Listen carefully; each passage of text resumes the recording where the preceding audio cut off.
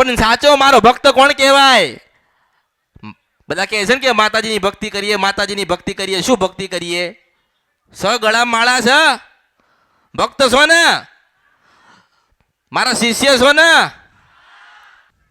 ગળામાં માળા જોઈએ. પછી આ તો રવિવાર પહેરો છે ને એવું ના ચાલે. ઘરે જઈને કાઢીને મૂકી દેવું મેરડી છું, રવિવારે ખાલી પહેરીને મને બતાવવા આવે છે. મને દેખાવા પૂરતી બતાવે માણસ. હા અમે પહેર્યા છીએ. હા ભાઈ તું રૂપાળો લાગસ, આમ બતાવવા આજ માતાજી. હા ભાઈ દેખાય છે કે તે માળા પહેરી છે.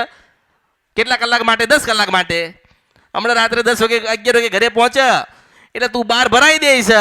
પછી તને રવિવારે યાદ આવે છે, ના હમણાં કોઈક પૂછશે કે માળા ક્યાં ગઈ, એટલે કે પહેરીને જવી પડે.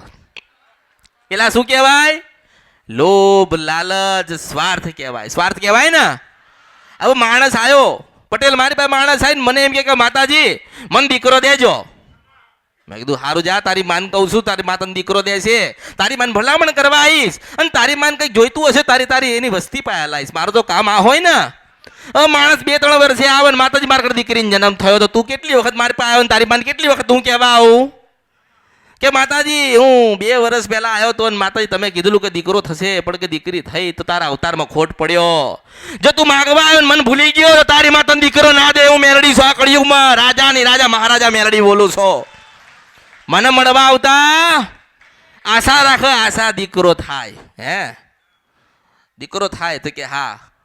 તમારી માન પૂછ્યું કે હા પૂછ્યું, એ તો કે થશે કે સારું એમ. હા એટલે બધા સુખની જ આશા લઈને આવે છે. એવું નહીં કહેતા કે માં અમે એવા કાબિલ બનીએ ને અને અમે એવા તૈયાર થઈએ ને માં, અને અમારી ભક્તિ તારા સુધી ના આવે ને ત્યારે તમને સુખી કરજે. એવો કોઈ આવતો નથી.